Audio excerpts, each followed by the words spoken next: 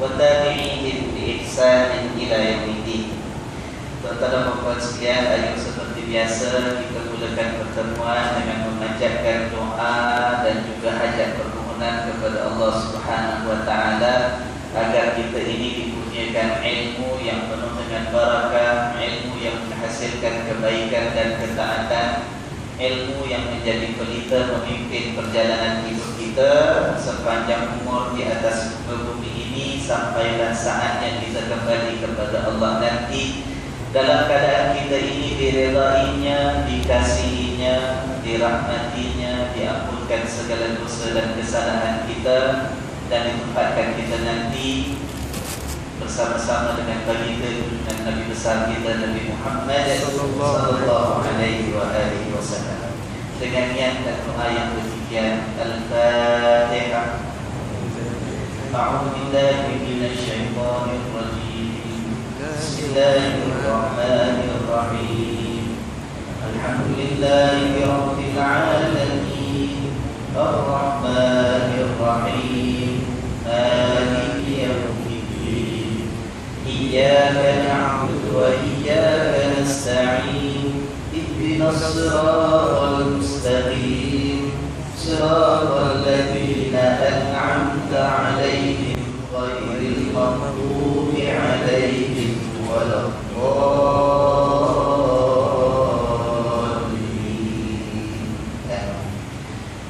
Alhamdulillah, syukur kita kepada Allah Subhanahu wa taala. Malam ini kita dikurniakan kesehatan tubuh badan, kelampangan masa untuk kita bertemu dalam kita meneruskan kuliah kita di dalam melihat dan mengambil iktibar daripada kisah-kisah yang terdapat di dalam kitab suci Al-Quran.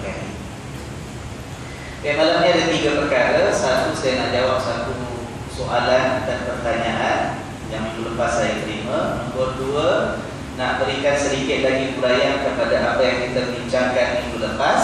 Dan yang ketiga, baru kita masuk ayat yang baru pada minggu ini. Baik, pertama, ada pertanyaan diajukan. Katanya, minta pandangan hukum, bagaimana dengan isu yang dihadapi dalam keluarga seorang suami mengizinkan istrinya bekerja kerana istrinya ingin membantu dengan tanggungjawab perbelanjaan keluarga. Okey, kerana pendapatan suami sangat sederhana. Jadi isteri berjanji bila dah kerja, dapat gaji, ada pendapatan, akan digunakan untuk membantu suami, meringankan perbelanjaan keluarga. Persoalannya ialah setelah bekerja, si isteri tak kasih duit pada suami. Macam mana Ustaz hukumnya? Bismillahirrahmanirrahim. Begini tuan-tuan, saya tidak mahu melihat isu ini sebagai satu persoalan hukum. Sebab dalam isu seperti ini, kalaulah penyelesaiannya hanya ingin dicari dari sudut hukum, maka dia tidak akan menyelesaikan masalah. Hukum halal ke, haram ke, dosa ke, tidak ke, boleh ke, tak boleh ke, mana yang wajib ke, yang tak wajib ke, tak akan selesaikan masalah. Isunya lebih kepada isu komunikasi, perbincangan dan perhubungan di antara suami isteri, mencari jalan huraiannya. Bagaimana hendak dicari penyelesaian bagi memastikan yang terbaik bagi meneruskan keharmonian rumah tangga yang telah dibina. Dia ada banyak aspek dan banyak kemungkinan. Saya kalau jawab dengan satu jawapan yang muktamad, clear cut answer, diimbangi akan digunakan oleh pihak yang penanya untuk mengarahkan ataupun menekan pasangan hidupnya. Saya tak tahu yang tanya suami ke, yang tanya isteri, yang tanya bapa mertua ke, maknya sendiri saya tak tahu. Ya kan? Ada banyak kemungkinan. Kemungkinan isteri berubah pikiran. Kemarin dah janji bila ada pendapatan dan gaji nak beri sebahagian pada suami dengan niat nak ringankan keperluan keluarga. Tapi kemungkinan berlaku sesuatu yang menyebabkan isteri berubah pikiran. Mungkin dia melihat ada sesuatu keperluan, mungkin dia lihat ada sesuatu tabiat suami yang mana dah kasih sekali, gaji kedua bulan bekerja dah diberi, tapi suami mungkin tak gunakan secara bijak. Kemungkinan saya tak tahu ceritanya. Bagi seorang wanita mungkin dia berfikir, ialah kemarin dah janji nak kasih abang, bulan pertama saya dapat gaji, saya kasih dah 500 pada abang. Abang tak gunakan untuk bayar bil hutang-hutang yang lama. Abang pergi buat belanja lawan lah, apalah yang tak penting. Bulan kedua saya sabar, saya tegur, saya kasih lagi. Abang belanja untuk apa macam-macam. Itu satu kemungkinan. Nampak tak? Kemungkinan suami agaknya ada janji juga dengan isteri. Bukan isteri aja yang janji. Dalam pertanyaan sebut janji isteri, kalau dah dapat gaji kasih sebagian pada suami. Tak suami pun ada janji apa pada isteri, kita tak tahu. Wallahu a'lam bishawab. Apakah sebab suami mengizinkan isteri bekerja ataupun sebab isteri minta izin untuk buat bekerja? Mungkin lebih daripada satu sebab. Mungkin nak meringankan tanggungan suami itu satu saja sebabnya. Mungkin ada sebab kedua, sebab isteri kat rumah, anak tak ada. Walaupun dalam rumah tangga belum dikurniakan anak, tidak ada tanggungjawab untuk membesarkan anak, memerhatikan anak. Isteri seorang yang terpelajar, dia boleh buat sumbangan yang lebih besar kepada masyarakat. Maka dengan itu suami pun ada buat perjanjian, tak apalah ayah nanti kalau kerja ayah nak bantu abang, bantulah, tak bantu pun tak apa, abang janji abang tak akan paksa ayah berhenti selagi ayah perlu untuk memberi sumbangan kepada masyarakat. Wallahu a'lam. Mungkin dia bekerja jadi guru, mungkin kerja tak masjid, mungkin dengan persatuan. Wallahu a'lam. Jadi banyak bahagian aspek yang harus diperhatikan. Cuma sebagai panduan umum, wanita keluar bekerja, dia tidak ada hukum yang khusus bagi semua orang. Bergantung kepada keperluan keluarga, keadaan keluarga, perbincangan persetujuan dengan suami, apa tujuannya, apa maslahatnya. Kemudian kalau keluarga tadi katalah merupakan keluarga yang mempunyai anak-anak kecil, anak 3 orang masih bersekolah. Dalam keadaan keluarga yang tertentu, anak-anak itu perlukan perhatian penuh daripada ibu. Yang mana kalau keluar ibu itu bekerja, mungkin menjejas perhatian yang perlu diberikan kepada anak, maka itu hukumnya berbeza. Dengan keluarga yang lain, mungkin anaknya 4 orang, tapi dah besar-besar semua, yang tak perlukan lagi perhatian sepenuh masa daripada isteri. Isteri boleh keluar menyumbang juga kepada masyarakat sebagai contoh, ya kan? Jadi tidak ada hukum yang satu yang muktamad. There is no one standard answer dari segi hukum untuk semua keadaan. Itu pertama. Kedua, dari segi janji, tuan, nasihat saya ialah dalam hubungan suami isteri, jangan sangat mudah kita memberi janji tetapi tidak tepati. Dibimbangi hati kita ini tidak dimurnikan, tidak dipelihara oleh Allah Subhanahu wa taala.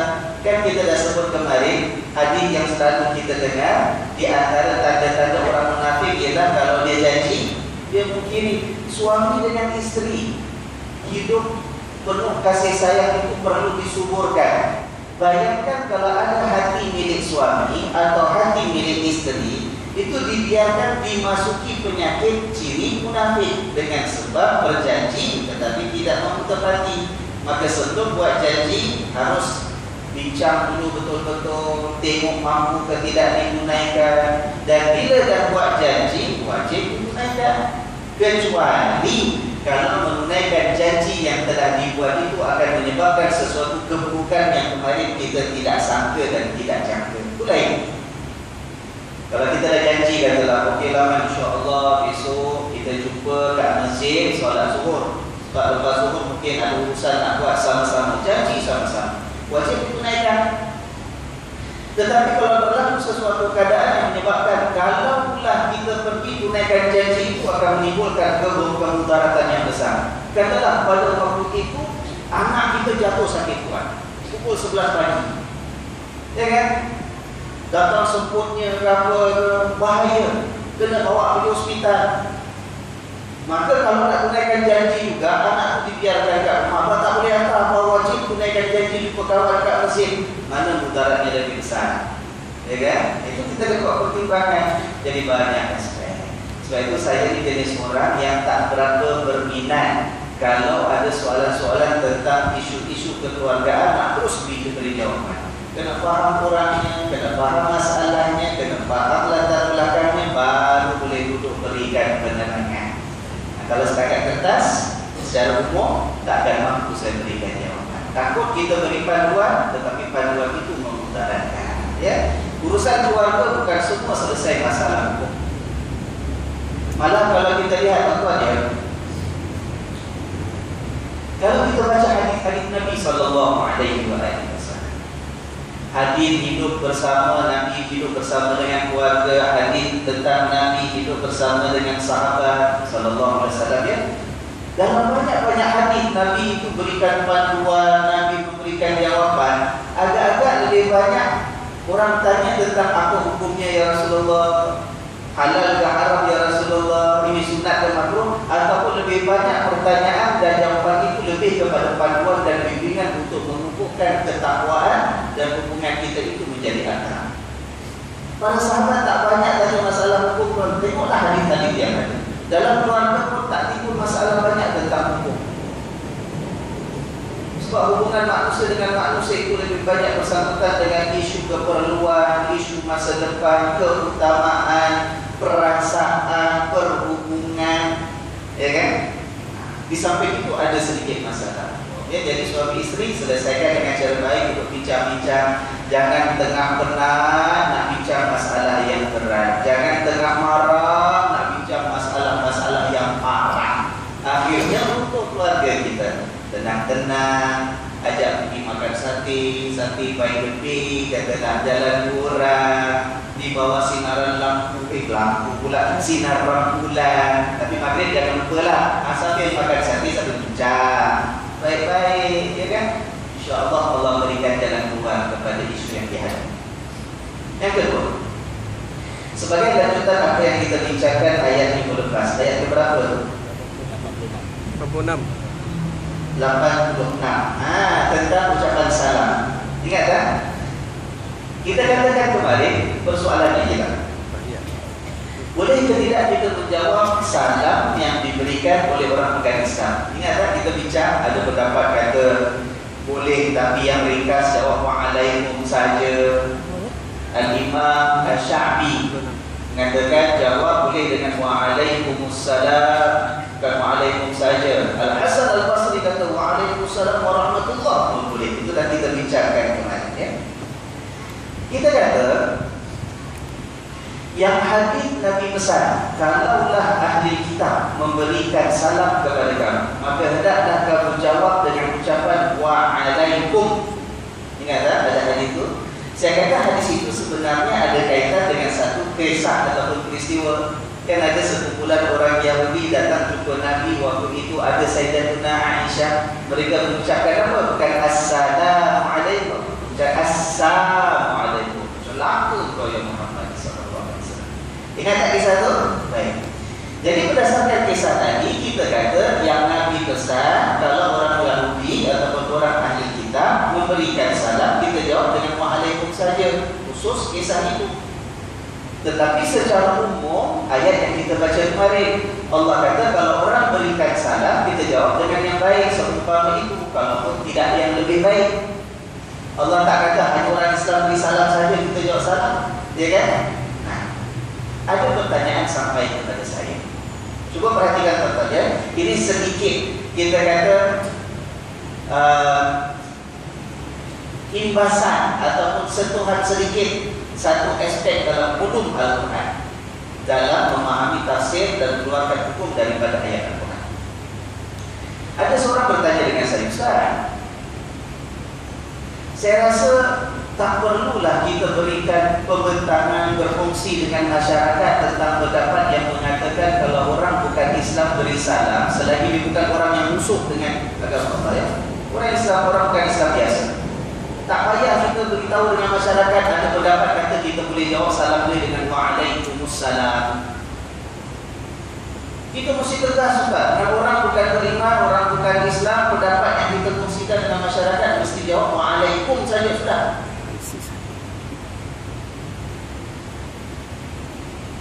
Sedangkan dia kata Perintah Nabi jawab dengan wa'alaikum, dengan kisah khusus Rasulullah SAW dengan Sayyidatuna Aisyah diberikan ucapan Assalamualaikum oleh orang Yahudi. Dia kata ini kisah khusus, memang ada kisah khusus. There is a special incident yang happen. Tetapi bila Nabi jawab kasih panduan, Nabi jawab secara umum.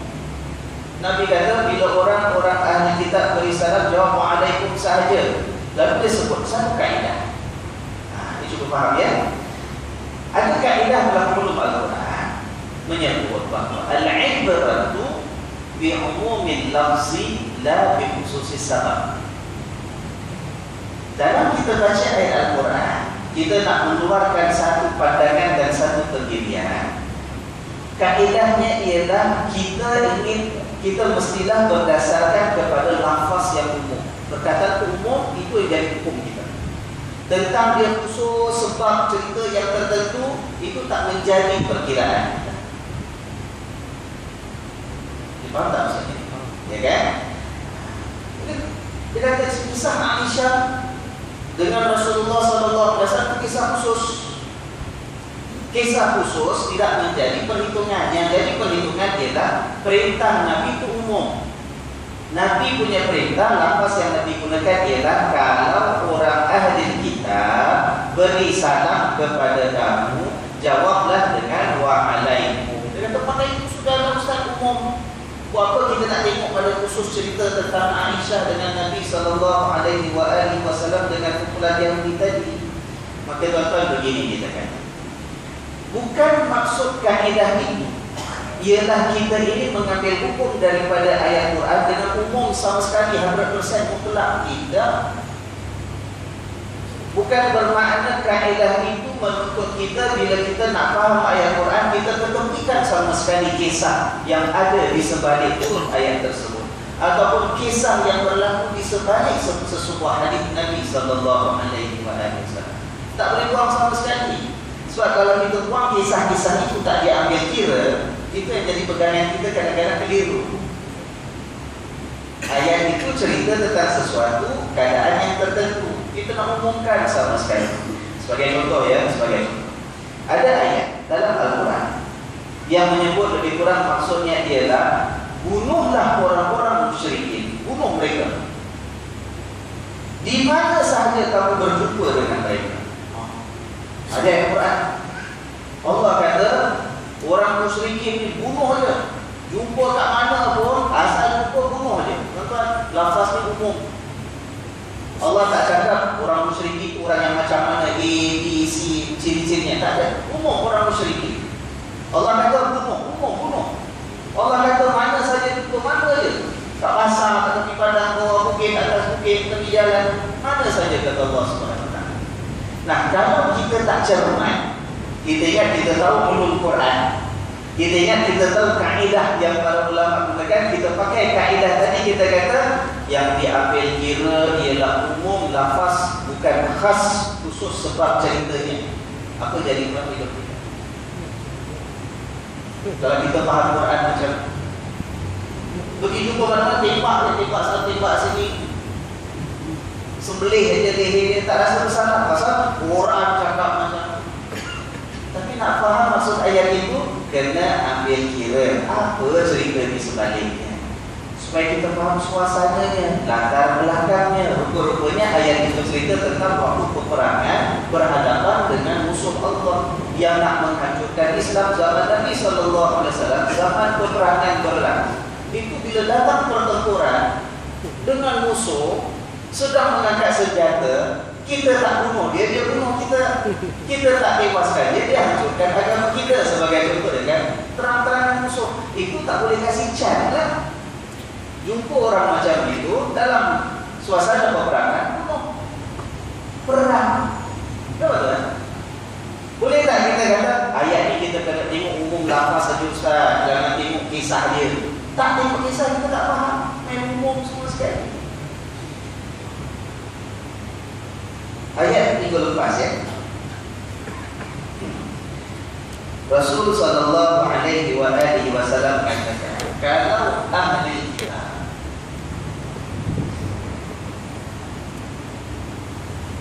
Maknanya orang Yahudi dengan Nasrani.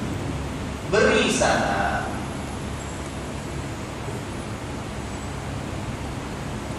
Maka jawab dengan waalaikumsalam. Waalaikum.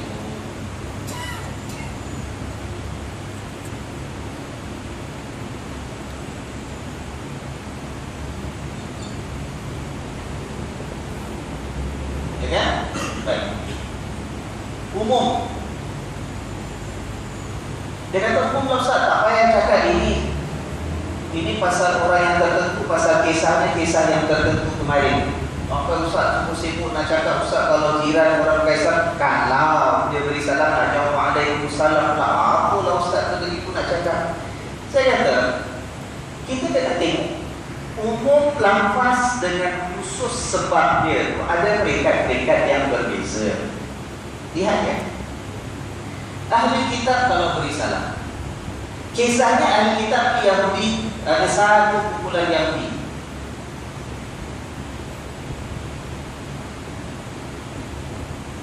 yang datang jumpa dengan Nabi, ya kan? Pendapat yang saya pegang yang mengatakan boleh jawab salam dengan waalaikumsalam bukan bermakna saya menolak umum lafaz ini. Sebab satu kumpulan Yahudi pada waktu itu, kalau kita besarkan sikit, satu kumpulan Yahudi ya, kita besarkan sikit, itu Nabi kata ahli kitab termasuk orang Nasrani, ya kan? Kalau kita besarkan lagi, orang Yahudi, orang Nasrani, ahli kitab, ada yang baik dan ada yang musuhi kita, ya kan? Kalau kita besarkan lagi, orang-orang yang bukan Islam, bukan setakat ahli kitab saja. Ada yang orang sembah berhala, ada orang yang tak percaya ada Tuhan sama sekali, betul tak? Yang dikatakan pegang kepada hadis ataupun pegang dengan ayat Quran, jangan hanya kepada khusus sebab kita kata tak bolehlah apa yang Nabi sebut ini hanya merujuk kepada orang Yahudi yang jumpa Nabi saja. Katalah yang datang jumpa Nabi 5 orang, kita andaikan 5 orang ya, cuba bayangkan, andaikan jumpa Nabi 5 orang. Kita tak cakap bahawa yang perintah Nabi ni waalaikum hanya kepada yang 5 orang saja, tak. Dia umum lebih daripada itu, ya kan? Yang kita kata ialah Yahudi ke, Nasrani ke, yang sembah berhala ke, umum. Tapi yang macam mana, bukan semua sama sekali kita tak boleh cakap waalaikumsalam. Kita kata seperti mana mereka yang 5 orang tu kata, kalau 5 orang mereka dilarang ataupun kita dilarang jawab salam mereka lebih daripada waalaikum, sebab ada ciri-ciri mereka yang tertentu. Apa ciri mereka? Sebab mereka datang jumpa Nabi, menghina Nabi, mencemooh Nabi, memaki Nabi, kata assalamualaikum. Maka kita umumkan, kita kata sekarang ini tak kiralah Yahudi ke, Nasrani ke, siapa ke, kalau datang mencemooh kita dengan merosakkan perkataan salam tadi, dia kata assalamualaikum tapi kita tahu dia menghina kita, maka kita kata siapa sahaja yang dalam keadaan demikian itu, kita jawab dengan hanya waalaikum. Nampak tak? Jadi kita umumkan ke kita khususkan? Kita umumkan, tapi ada pengkhususan yang tertentu. Nampak tak? Ingat dia, ada kaedah-kaedah tertentu yang digunakan oleh para ulama dalam bab fikih ke, dalam bab tafsir ke, dalam bab hadis ke.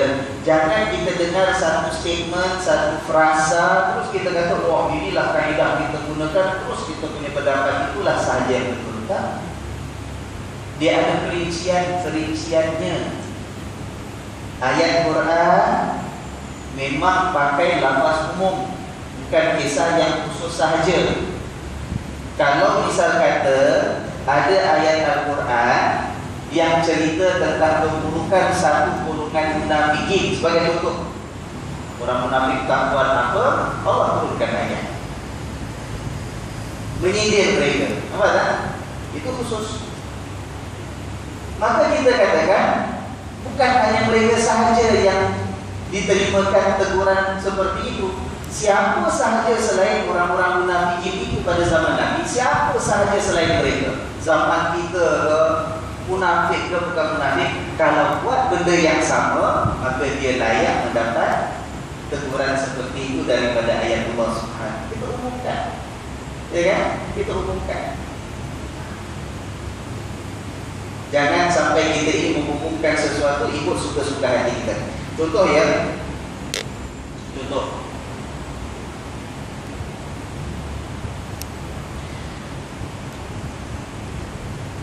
Rasulullah sallallahu alaihi wasallam di antara doa yang Nabi mohon dengan Allah Subhanahu wa taala ialah doa Allahumma ahyini miskinan wa amitni miskinan wahsyurni fi zumratil masakin.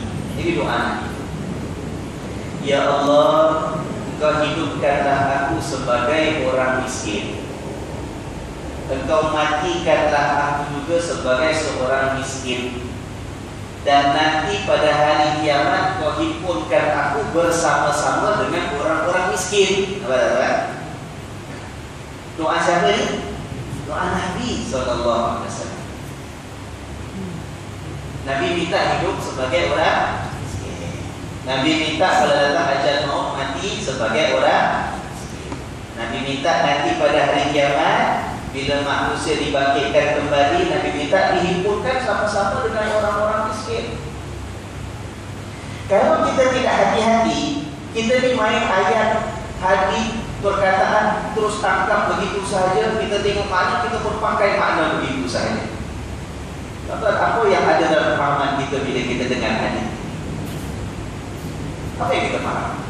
Apa maksud Nabi? Ya Allah, aku nak hidup jadi orang miskin, kau hidupkan aku sebagai orang miskin. Nak mati pun nanti jadi orang miskin. Apa yang kita faham? Oh, rupa-rupanya kita ni dah banyak sesat dah kita. Jadi umat Nabi, jadi orang Islam, orang beriman tak boleh simpan harta, Ustaz. Mana boleh kita ada kekayaan? Nabi minta hidup jadi miskin, mati jadi miskin, bangkit hari kiamat pun dengan orang miskin. Apa kita simpan duit banyak-banyak dalam bank, rumah tak cukup daripada 3 bilik, sekarang dah maisonette upgrade 4 kali dah. Lepas tu ada lagi education endowment untuk anak-anak kita. Nanti bila umur 18 tahun baru dia dapat dengan segala keuntungannya, ada kan? Tak boleh rupanya Ustaz. Pasal Nabi suruh kita ini doa dengan Allah, minta hidup miskin, mati miskin, nanti hari kiamat pun dengan orang miskin. Itu maksud saya, lafaz tu tidak boleh kita pegang umum begitu sahaja. Kena faham ceritanya, kena faham kisahnya, kena faham maksudnya, khusus maknanya. Sebab itu dalam hadis ini kalau kita lihat, dia seolah-olah bertembung dengan doa Nabi yang lain. Nabi ada juga doa kepada Allah, minta Allahumma inni a'udzubika minal kufri wal fakhr. Ya Allah, aku minta Kau lindung aku ya Allah daripada kekufuran dan kemiskinan, kefakiran. Macam mana Nabi?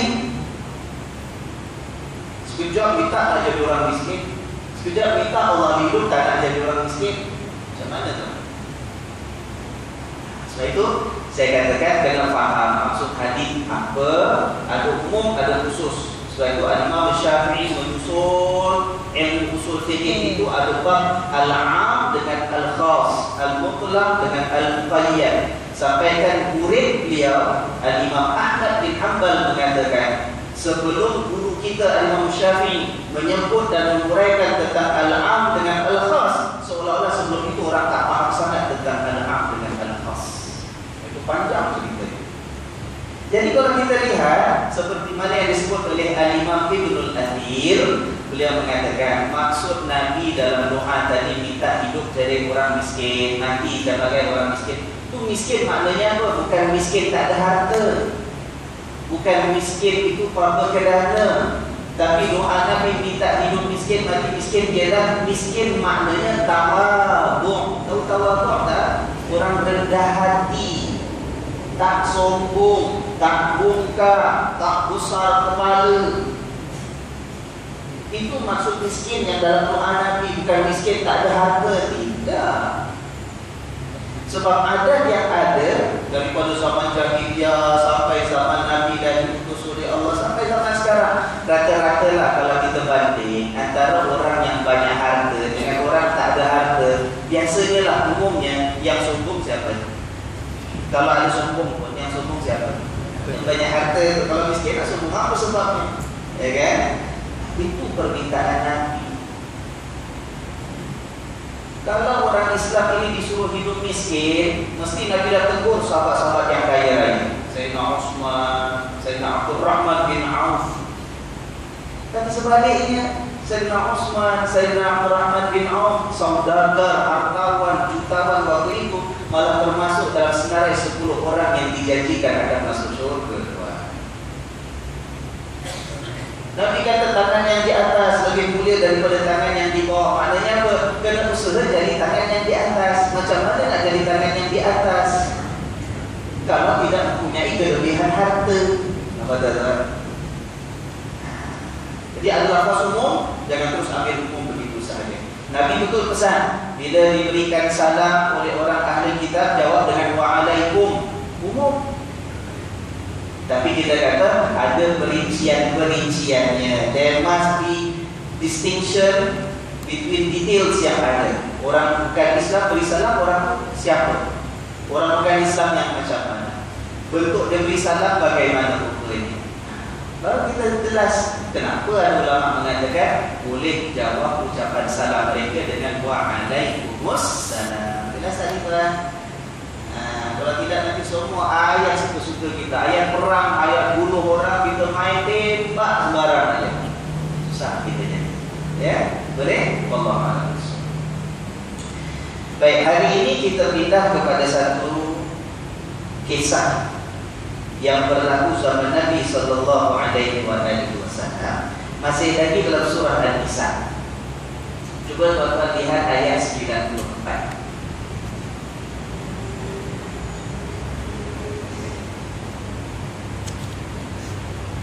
Ayat 94 surah An-Nisa yang bermula dengan kalimat ya ayyuhalladzina amanu.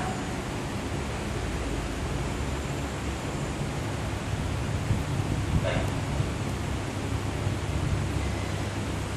Sudah? Sedia? Jumpa dah?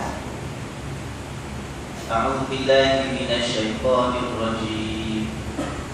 Ya ayyuhalladzina amanu إذا ضربتم في سبيل الله فتبينوا ولا تقولوا لمن ألقى إليكم السلام لست مؤمنا ولا تقولوا لمن ألقى إليكم السلام لست مؤمنا تبتغون عرض الحياة الدنيا فعند الله مغانم كثيرة كذلك كنتم من قبل فمن الله عليكم فتبينوا إن الله كان بما تعملون خبيرا.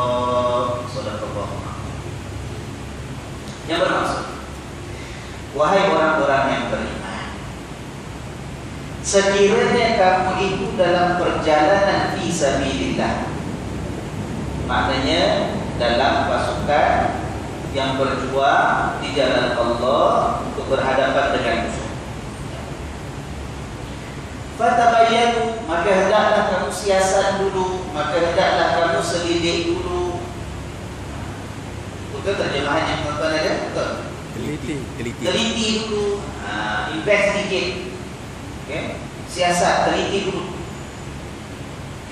Wala taqulu, dan janganlah kamu katakan liman alqa ilaikumussalam, kepada orang yang mengucapkan salam kepada kamu. Tak ada kaitan salam ayat kemarin, ya kan? Jangan kamu kata kepada orang yang berikan salam kepada kamu, lasta mu'mina, kau ni bukan orang beriman lah. Jangan cakap demikian. Tabtaguna 'aradal hayatid dunya, sedangkan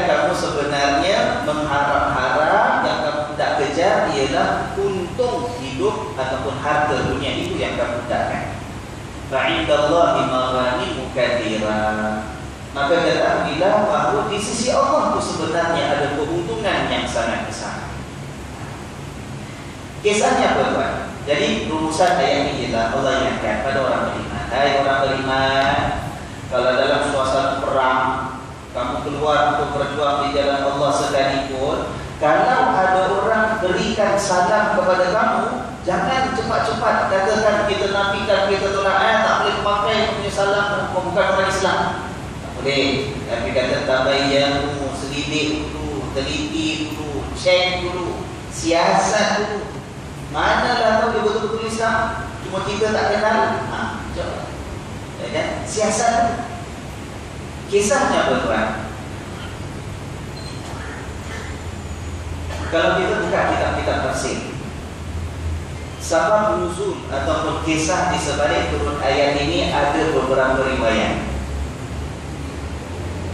Ada yang mengatakan bahawa ini kisah tentang sahabat yang bernama Al-Miqdad radhiyallahu anhu. Dia bunuh seorang yang dia sangka orang itu bukan Islam, tapi ternyata kemudian orang Islam. Ada riwayat yang lain mengatakan benda ini ataupun peristiwa ini berlaku kepada sahabat yang namanya Usama bin Zaid radhiyallahu anhu. Ada riwayat yang lain pula menceritakan bahawa pernah juga berlaku pembunuhan dilakukan oleh seorang sahabat yang bernama Muhallim bin Jahtamah radhiyallahu anhu. Ada banyak riwayat. Dan riwayat-riwayat ini dikaji oleh para ulama. Ada yang mengatakan riwayat itu sahih, yang ini kurang sahih, yang itu riwayat kuat, yang ini kurang kuat. Itu dikaji oleh para ulama. Tapi umumnya ahli-ahli tafsir bila sampai kepada ayat ini, mereka membawa kisah-kisah dan riwayat-riwayat tersebut. Kisahnya kenapa? Dalam sebuah riwayat menceritakan ada satu kumpulan pasukan tentera dihantar oleh Nabi sallallahu alaihi wasallam untuk berangkat menuju ke satu kampung. Biasa kalau seperti ini adalah kerana penduduk kampung tadi khianat dengan Nabi ataupun mereka tidak menunaikan janji hidup berdamai dengan orang-orang Madinah. Ada sesuatu pengkhianatan mereka dah lakukan, Nabi hantar tentera untuk menghukum orang-orang kampung tersebut. Jadi pasukan tentera itu sampai ke sana, orang-orang kampung dah lari dah, takut nak berhadapan dengan tentera Rasulullah sallallahu alaihi wasallam. Tinggalkan rumah masing-masing, kebun masing-masing, yang ada hanya segelintir sahaja yang tinggal di kampung tadi. Tiba-tiba pada waktu itu ada seorang yang hartanya banyak, ternakan dia banyak, kebun dia banyak. Dia tak ikut lari keluar. Bila tentera Nabi sallallahu alaihi wasallam datang, dia pun sambut, dia kata assalamualaikum, la ilaha illallah Muhammadur Rasulullah. Nampak? Kalau tuan-tuan dalam pasukan tentera itu nak percaya, kita nak percaya. Ini tentera Nabi hantar ke kampung tadi untuk sesuatu tindakan. Kampung tak lari dah, tinggallah tauke daging ke, kan, tauke ayam ke, penjual buah-buahan ke, tukang kebun ke, ya. Nak lari, sayang kebunnya banyak, ternakannya ada, kambing-kambingnya, lembunya banyak. Nak lari ke mana? Bila tentera Nabi SAW datang, ada pula yang kata assalamualaikum. Waktu itu Nabi tak ada dalam pasukan tadi, Nabi hantar tentera. Nak berlaku, maka salah seorang daripada mereka yang bernama Usama bin Zaid, ada kata yang bernama Al-Miqdad, ya, tak percaya dibunuhnya orang tersebut. Tapi dah bunuh, rasa bersalah. Aku buat ni betul ke tak betul? Kita ucapkan salah, sebut kalimah la ilaha illallah, aku dibunuh pula. Bila dia balik ke Madinah, bertemu dengan Rasulullah sallallahu alaihi wasallam, mengadu pada Nabi, bertanya, ya Rasulullah, berusahakah buat-buat begitu begini? Lalu ditegur oleh Nabi, dimarah oleh Nabi, dan Allah Subhanahu wa taala turunkan ayat ini mengatakan tak boleh. Jangan menganggap, jangan mengatakan kepada orang yang berikan salam kepada kita, kau ni bukan orang beriman. Kena siasat betul-betul, main suka-suka nak bunuh. Walaupun dalam keadaan perang tuan, walaupun pasukan tentera tuan. Ini kan pula dalam keadaan aman damai, tak ada apa-apa dengan jiran tetangga. Ini kalau tak jelas orang Islam ataupun bukan, ya kan? Itu satu riwayat. Ada riwayat yang lain menceritakan pasukan tentera ini dalam perjalanan. Dalam perjalanan jumpa dengan seorang yang sedang jaga kambing dia, kawasan Bukit Bukau. Bila dia nampak ada tentera lalu tempat itu, terserempak dengan tentera tadi, dia memberikan salam, Assalamualaikum.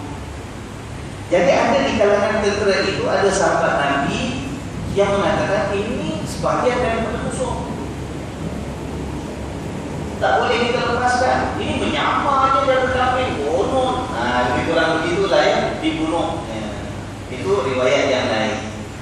Sampai kepada Nabi SAW ditanya, lalu diturunkan ayat ini. Nah, tapi saya nak buat satu kisah yang lebih panjang lagi. Kalau kita buka kitab-kitab tafsir, antaranya ada disebut riwayat dan kisah ini oleh Al-Imam At-Tabari dalam kitab beliau, disebut juga oleh Al-Imam Ibnu Katsir dalam kitab tafsir beliau yang dianggap antara karya tafsir yang teragung peninggalan ulama kita yang terdahulu. Kisah ini juga disebut oleh pakar sejarah kita yaitu Al-Imam Ibnu Ishaq dalam kitab beliau Al-Maghazi pun sebut tentang kisah ini. Disebut juga oleh Al-Imam Al-Dhahabi dalam kitab beliau Siyar A'lam Nubala. Ini kitab-kitab yang menjadi rujukan utama dalam sejarah Islam. Riwayat disebut oleh Al-Imam Al-Baihaqi, Abu Dawud dan juga Ahmad menceritakan yang berlaku sebenarnya pembunuhan itu dilakukan oleh seorang sahabat Nabi yang namanya Muhallim bin Jahtam. Muhallim, dia ikut dalam pasukan tentera yang dibentuk oleh Nabi SAW kerana sesuatu tujuan. Sampai tempat kampung yang dituju, sampai sana memang ada seorang itu yang dia kenal daripada zaman sebelum Islam lagi. Waktu zaman tak Mekah lagi dah kenal dah. Yang namanya Amir Al-Ashja'i. Dia kenal orang ni. Jadi bila sampai sana, si Amir ni bila lihat tentera masuk, dia pun mengucapkan syahadat dan berikan salam, Assalamualaikum. Tapi sahabat Nabi yang namanya Muhallim ni tak percaya. Tak kenal orang ni, tak pernah dengar cerita pun dia masuk Islam. Kalau masuk Islam mesti dah pindah ke Madinah, pasal dia masih ikut dengan orang-orang, ya kan? Banyak sebab dalam fikiran dia. Sampai dia membuat keputusan mengambil tindakan membunuh si Amir kerana dia sangka itu sebagai musuh, padahal dia ucapkan salam, ya kan? Tahu ceritanya ni? Bila balik kepada Nabi SAW, dia rasa tak sedap hati. Dia rasa ada benda yang tak kena. Dia tanya kepada Nabi SAW. Nabi marah dia. Nabi kata, kau tahu ke apa yang dalam hati dia? Kenapa kau tak belah dada dia? Tengok apa yang dalam hati. Dia kata, ya Rasulullah, mana aku tahu? Kalau aku belah dada dia pun, aku boleh tahu ke yang itu benar beriman kepada Allah? Dan dia kata, justru itu. Kalau sampai kau belah dadanya pun, kau belum pasti dia itu beriman ataupun tidak. Kenapa kau pandai-pandai? Dia dah berikan salam, dah ucapkan syahadat, masih lagi kau bunuh dia. Nabi tak ada. Lalu dia minta kepada Rasulullah SAW, ya Rasulullah, mohonlah ampun kepada Allah untuk aku. Dia berdosa besar. Sebesar. Nabi kata, Nabi tolak, Nabi tak nak mohonkan istighfar untuk dia. Balik. Datang kali kedua kemudian, ya Rasulullah, istaghfirillah li. Minta ampun kepada Allah untuk aku, ya Rasulullah. Nabi tak nak. Datang kali ketiga, Nabi tak nak. Dan Nabi tambah dengan mengatakan, la ghafarallahu lak. Allah tak ampunkan kau lah. Kalau bahasa dasarnya, Allah tak ampunkan kau lah. Dia punya sedih Muhallim ini, nangis dia. Dia balik dalam keadaan sahabat dia, sahabat bikin tak air mata dia, nangis betul dia, menyesal. Minta Nabi mohonkan pengampunan, malah Nabi sudah datang 3 kali. Nabi kata, Allah ampunkan kau, la ghafarallahu lak. Dia menderita sengsara, kesedihan, takut kepada Allah Subhanahu wa taala menurut riwayat yang ada itu selama 7 hari lama. Sampailah datang ajal maut dia. Allah. Sampai meninggal. Dalam riwayat itu menyebut bahawa setelah dia meninggal, diuruskan jenazahnya, ditanam, bumi tak terima. Bacalah riwayatnya. Disebut oleh Imam Al-Baihaqi, Imam Abu Dawud, Imam Ahmad. Ada menyebut, dan dalam kitab tafsir yang saya sebutkan tadi, bumi tak terima. Tak tahulah macam mana bumi tak terima. Tanam-tanam keluar balik ke, tikus buka balik ke, pokoknya ceritanya bumi tak terima. Sampaikan disebut oleh Nabi SAW, ada orang lain yang lebih jahat daripada dia, ditanam pun bumi boleh terima. Tapi dia ni. Tapi ada riwayat menyebut selepas itu Nabi menyebut bahawa ini sebenarnya berlaku kerana Allah nak memberi pengajaran dan peringatan kepada kita semua. Nabi mohonkan pengampunan untuk dia sampai akhirnya dapat dikebumikan dengan selamat. Okay? Sama ada dia itu selamat di akhirat atau tidak, itu urusan siapa? Yang zahirnya bagi kita ialah kalau orang dah buat dosa, dia menyesal betul, kita ampun, kita taubat. Yang mengampunkan siapa? Allah Subhanahu wa taala. Tapi kisah dalam riwayat tersebut bumi tak terima dia. Kata Nabi SAW ialah sebagai pengajaran kepada kita. Itu kisah sahabat yang namanya Muhallim bin Jathamah, sampai diturunkan ayat 94 surah An-Nisa yang kita baca ini. Memang betul ada sebagian ahli hadis mereka melihat riwayat ini dalam kitab Abu Dawud, Al-Baihaqi, Imam Ahmad. Ada sebagian ahli hadis mengatakan hadis ini dhaif ataupun kisah ini tak kuat. Tetapi secara umum disebut oleh para ulama sebagai peringatan dan iktibar. Dalam kitab tafsir ada sebut, kitab sejarah Islam pun ada sebut.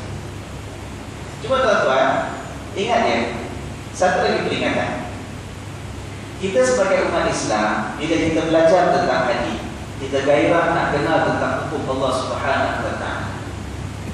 Bukan semua hadis dhaif itu dibuang begitu saja, ingat ya. Sebab itu saya sebut kisah ini. Apa salah? Mungkin ada tanya, apa salah Ustaz? Dah tahu ada ulama hadis kata hadis dhaif pun nak cerita dalam kuliah. Jangan cerita sudahlah. Bukan semua hadis dhaif itu dibuang begitu saja, tidak. Hadis dhaif ada sebahagiannya bila riwayatnya banyak, kadang-kadang ulama angkat darjah itu jadi hadis hasan, tapi hasan riwayat. Saya tak nak uraikan panjang-panjang, nanti tak habis kuliah kita, ya. Kalau betul berminat nak tahu tentang ilmu hadis, cari guru, belajar sebelum kita cepat-cepat menyalahkan ulama bila ulama menyebut hadis-hadis yang dhaif. Ada hadis dhaif kalau dia tak menyebut tentang akidah, bukan halal haram, tidak bercanggah dengan hadis sahih yang lain. Ada ulama kata boleh kita sebut dan boleh dijadikan sebagai iktibar, sebagai pengajaran dan peringatan untuk kita. Hadis ini disebut sebahagian ahli hadis, bukan semua. Sebagian ahli hadis kata hadis itu boleh pakai, tapi sebagian kata hadis dhaif. Contoh ya, hadis ini dihukumkan dhaif oleh Syekh Al-Arnaud, seorang ulama hadis zaman sekarang ini. Masih dihukum. Beliau mengatakan ikut kajiannya hadis ini dhaif sebab salah seorang daripada perawinya yang sampaikan hadis itu dia majhulul hal, maknanya tak dikenali. Salah seorang perawinya tak dikenali, tak tahu siapa orang, tak kenal sangat, dia latar belakang apa, orangnya macam mana, tak sempat orang kaji tentang dia, ya kan? Kalau ada hadis yang di antara penyampai-penyampainya itu seorang yang tidak dikenali latar belakangnya, siapa dia, maka hadis itu disebut sebagai hadis yang majhul. Hadis yang darjatnya hadis dhaif. Tapi bukan bermaksud 100% hadis itu tak dipakai. Kenapa? Orang yang tak dikenali, kerana berhati-hati, hadisnya kita tak kata sahih. Tapi manalah tahu kalau orang itu, kalau ada kesempatan orang kaji, mungkin orangnya orang baik, mungkin orangnya orang kalau sampaikan hadis boleh diterima hadis, cuma orang tak kenal dia, orang tak sempat kaji tentang dia mungkin. Tahu tak? Itu kalau ulama kata hati-hati. Mungkin yang kita terima riwayatnya disebut dalam kitab Bukhari ke, kitab Muslim ke, kitab Abu Dawud ke, kitab Tirmizi ke, tapi mungkin ada riwayatnya disebut dalam kitab yang lain yang kita tak jumpa sekarang. Berapa banyak kitab-kitab dikarang oleh para ulama yang pupus, hilang, yang belum dicetak, masih ada sebagai manuskrip. Waktu tentera Mongol datang menyerang Baghdad, di antara gedung ilmu yang paling besar yang menyimpan khazanah kitab yang ratusan ribu banyaknya, jutaan malah dikatakan, itu satu institusi namanya Baitul Hikmah yang ada di Baghdad. Baitul Hikmah itu diasaskan oleh Khalifah kedua Daulah Abbasiyah, yaitu Khalifah Mansur. Tapi bila datang tentera Mongol beberapa ratus tahun selepas itu, hancur habis. Kitab-kitab semua dibuang, dihancurkan, dimusnahkan, dibakar oleh tentera Mongol. Jadi sekarang apa yang ada ialah apa yang Allah izinkan kita dapat kitabnya di tangan kita. Tidak ada orang boleh mengatakan bahawa kalau satu orang itu tidak dikenali maka kita tolak sama sekali hadisnya. Tahu? Mungkin dalam catatan kitab-kitab yang telah terbuang dulu, mungkin ada kisah tentang dia, ya kan? Sebab itu orang makin berilmu patutnya lebih tawaduk dengan Allah Subhanahu Wa Taala. Jangan sombong dengan ilmu Allah. Tidak ada orang boleh mengatakan dia tahu semua hadis. Tak. Tak ada orang boleh mengatakan bahawa dia kenal semua orang yang sampaikan hadis. Tak boleh. Kita berhati-hati ya. Alhamdulillah kita berhati-hati. Kita tak anggap, tak anggap kita dapat hadis semua kita nak pakai, tak. Tapi bukan semua hadis dhaif dibuang sama sekali. Ya kan? Itu sebagai peringatan kepada kita bersama. Ambil iktibar daripada kisah tadi. Walaupun riwayatnya menurut sebahagian ahli hadis, hadisnya dhaif, tetapi digunakan pakai sebagai iktibar oleh kebanyakan ahli tafsir. Ya kan? Kisah Muhallim bin Jaddah, pengajaran kepada kita bilangkan Tuhan.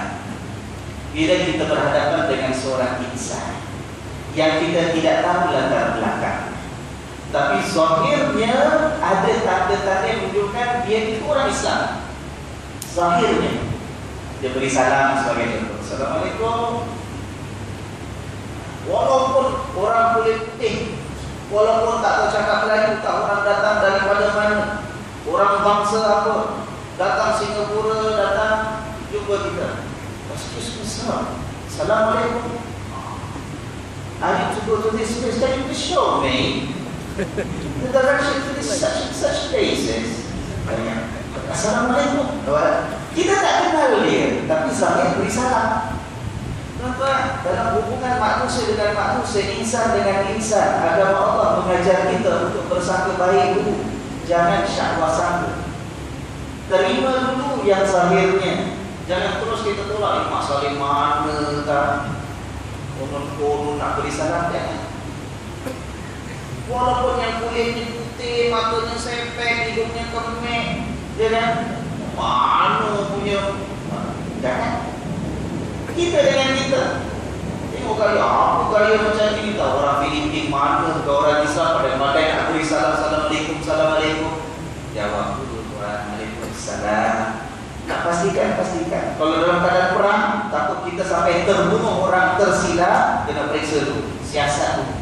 Jangan bunuh dulu, ya kan? Tapi hubungan sosial biasa, sangka baik. Terima Islam yang zahirnya, ya kan? Jangan siasat dalam. Kemudian besok lusa kalau dah jadi kawan, dah kenal, oh rupanya bukan orang Islam. Dia dengar orang beri salam, dia pun ikut-ikut. Itu lain cerita. Dan dengan kewajibannya, haknya secara adil, ya kan? Menjadi peringatan juga banyak. Kalau kita baca kitab-kitab tafsir menyebut satu riwayat hadis Nabi sallallahu alaihi wasallam menerangkan, "Man a'ana 'ala qatli muslimin walau bi syatri kalimah." Barang siapa yang menolong orang lain membunuh seorang muslim walaupun dengan setengah perkataan, atau setengah perkataan, bi syatri kalimah. Ada orang tolong buat aniaya, tangan dia lah, kasih sponsor lah, dia tak. Dia tolong orang untuk bunuh orang Islam hanya dengan setengah perkataan. Kata Nabi SAW, nanti pada hari kiamat dia akan dijemputkan oleh Allah, tertulis di antara dua biji matanya, maknanya di dahinya akan tertulis aisun min rahmatillah. Ini seorang hamba yang akan kecewa dan hamba daripada mendapatkan rahmat Allah. Walaupun dengan setengah setengah perkataan, tapi setengah perkataan itu membantu orang untuk aniaya sampai tertumpah darah seorang muslim. Hari kiamat tertulis di dahinya aisun min rahmatillah. Ini orang yang hampa kecewa tidak akan dapat rahmat daripada Allah. Sebab itu kita ini hubungan muslim dengan muslim, kita dengan saudara kita yang beriman, jaga akhlak dan adab. Jangan sampai ada perkara yang kita buat sebenarnya mengguris maruah dan nama baik seorang mukmin. Hatta sampai kalau sampai menjatuhkan ataupun mengorbankan nyawa, itu lebih dahsyat lagi. Itu dalam Islam sangka baik itu satu perkara yang sangat penting. Hormat pada orang. Ada silap kita tegur. Macam banyak kali saya sebut, saya ulang lagi sekali. Jangan mulakan hubungan dengan orang lain dengan sanggup sebagai langkah pertama. Bahaya yang besar. Lapangkan hati kita. Terima siapa sahaja. Walaupun mungkin fahaman kita berbeza, mungkin ada amalan dia yang kita tak setuju sebab kita belajar dengan guru yang lain, terima dia seadanya sebagai seorang umat Nabi sallallahu alaihi wasallam. Kita sedang buat persiapan nak sambut Ramadan kan? Sekarang dah sampai pertengahan bulan Syaban. Nisfu Syaban ni dah besok malam. Besok malam kan? Maknanya besok ni dah 14 hari bulan Syaban. Itu dah sebagai peringatan kita setengah bulan kita nak sambut Ramadan. Ramadan kita bersihkan hati.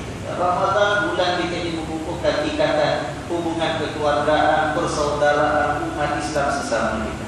Jangan kita simpan perasaan sangka buruk, syahwat sangka, benci, dengki, hasad dengan orang lain. Nanti bulan Ramadan kita nak pilih sembahyang 8 rakaat atau 2 rakaat, pilihlah. Masjid ini baca khatam 1 bulan ke, tak khatam 1 malam 1 juz ke, ataupun baca Quran tarawihnya surah biasa Al-Takasur sampai surah An-Nas ke, yang ini ekspres ke, yang itu panjang ke, yang ini habis pukul 9.30, pukul 10.30 ke. Kita pilihlah mana yang sesuai dengan diri kita. Tapi jangan sampai bulan Ramadan sebagai orang jadikan bulan untuk mengata orang lain. Apa masjid ni, apa Pak Imam ni, apa jamaah ni, apa sembahyang 20 rakaat ni, apa sembahyang 8 rakaat ni, apa 1 malam 1 juz panjang sangat, penat untuk aku nak berdiri. Ini apa ekspres cepat sangat, tumak nina pun tak ada. Ada benda kita rasa tak betul, kita sampaikan dengan keadaan. Tak payah keluar Facebook, duduk kat kedai kopi, nanti lepas tarawih cakap pasal orang-orang ni, tak payah. Jumpa dengan Pak Imam, sampaikan maklumat, ada maklum balas pada masjid. Pandangan saya, kalau boleh dapat pertimbangkan, dapatkan sikitlah rukuk sujudnya, ekspres sangat. Saya betul saya dah lama pakai, ya kan? Pelan-pelan, kasih nafas sikit. Ataupun yang lambat sangat, taklah pertimbangkan supaya dapat dicepatkan sikit. Yang penting ada tumak nina, orang nak pergi kerja besok. Dan boleh bahasanya cantik, tulis baik-baik. Ini nak tegur imam Masjid Darul Makmur, tulis kat Facebook. Bawah like-nya sampai 300. Yang komennya 80 orang, semua tutup sama. Padahal yang lain tak kenal pun siapa. Tak sembahyang kat Darul Makmur pun orangnya. Inna lillahi wa inna ilaihi raji'un. Saudaraan di antara kita. Ya kan? Terimalah siapapun umat Nabi itu dengan hati yang terbuka. Kita saling doa mendoakan. Kita diajar dalam solat pun kita kita berhadapan dengan Allah pun diajar untuk ingat pada saudara kita. Nak tutup ujung di antara rukun solat kita mesti ada, tak ada tak sah tahiyat akhir, betul tak? Dalam tahiyat akhir kita doakan saudara kita, betul tak? Kat mana? Assalamualaikum wa ala ibadillahi shalihin. Ya Allah, salam sejahtera ke atas kami dan ke atas hamba-hamba-Mu yang saleh, ya Allah. Siapa hamba ya Allah yang saleh? Saudara-saudara kita yang sama beriman kepada Allah, yang mengaku umat Nabi SAW. Kita sembahyang seorang-seorang kat rumah, tak ada jamaah, kita sembahyang seorang. Bukan imam, bukan makmum. Kita baca juga tak Assalamualaikum warahmatullahi wabarakatuh. Oh Ustaz, dispat not necessary lah. This one tak doa apa. Saya sembahyang seorang, tak doa apa untuk orang lain, tak doa. Tak, walaupun sembahyang seorang. Tetapi ibadat kita kepada Allah menjadikan kita terikat dengan umat Nabi SAW yang begitu kuat. Kenapa dalam salat kita doakan saudara Assalamualaikum wa ala ibadillahi shalihin? Luar salat kita mengutuk, kita menghina, kita mencaci, kita memutuskan hubungan silaturahmi. Kepada Allah ampunkan dosa-dosa kita. Ayo kita jumpa insyaAllah minggu hadapan dengan izin Allah, mudah-mudahan dipanjangkan umur. Tinggal lagi berapa kali kuliah kita sebelum kita cuti Ramadan? Dua ke tiga? Dua ya? Minggu depan 10 hari bulan. Kemudian 14. Cukuplah 2 kali. InsyaAllah ya. Ada yang sarankan saya, memberikan sarankan saya, Ustaz, kata dia, yang kuliah terakhir sebelum Ramadan dia cakap pasal puasa lah. Dia cakap pasal puasa, nanti kita dah lari daripada kita punya tafsir. Okey, ini Pak. Kadang-kadang perlu juga kita tunaikan bacaan orang ya. Minggu depan kita datang. Saya nak beri peluang tuan-tuan. Siapa sahaja yang nak bertanya apa pun tentang puasa, boleh? Tuliskan minggu depan kasih saya. Puasa je lah. Pasal puasa cukuplah. Puasa saja lah. Pasal puasa lah. Pasal Ramadan puasa kan. Pasal nak kahwin 4 jangan tanya saya. Walaupun dah ada kemampuan. Okay? Apa saja tuan-tuan nak tanya, insya-Allah harap dicatatkan kertas, minggu depan kasih pada saya. Jadi minggu yang terakhir nanti 2 minggu daripada sekarang, satu kuliah itu kita isi untuk memberikan respon kepada pertanyaan tentang puasa yang ada. Boleh? Boleh ya?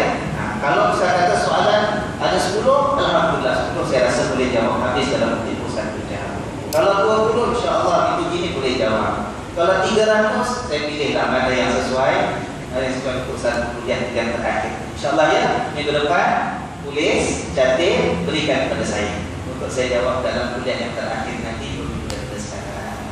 Terima kasih tuan-tuan dan puan-puan sekalian. Kita tutup seperti biasa dengan membaca tasbih. Mudah-mudahan Allah ampunkan apapun kesalahan yang kita buat, kita sebut atau yang terlintas dalam hati dan pikiran kita sepanjang kita bersama dalam kuliah ini. Dan kita baca surah Al-Asri sebagai peringatan kepada kita, jangan sampai kita termasuk jadi seperti hamba Allah yang dikatakan rugi demi masa manusia itu senantiasa dalam kerugian. Ya, kita tutup dengan baca surah Al-Asr sebagai peringatan kepada kita bersama. Subhanallahumma wa bihamdika asyhadu an la ilaha illa anta astaghfiruka wa atubu ilaik. A'udzu billahi minasy syaithanir rajim. Bismillahirrahmanirrahim. Wal 'asri innal insana lafi khusr illa alladziina aamanu wa 'amilus shalihati wa tawassaw bil haqqi wa tawassaw bis sabr. Assalamualaikum warahmatullahi wabarakatuh.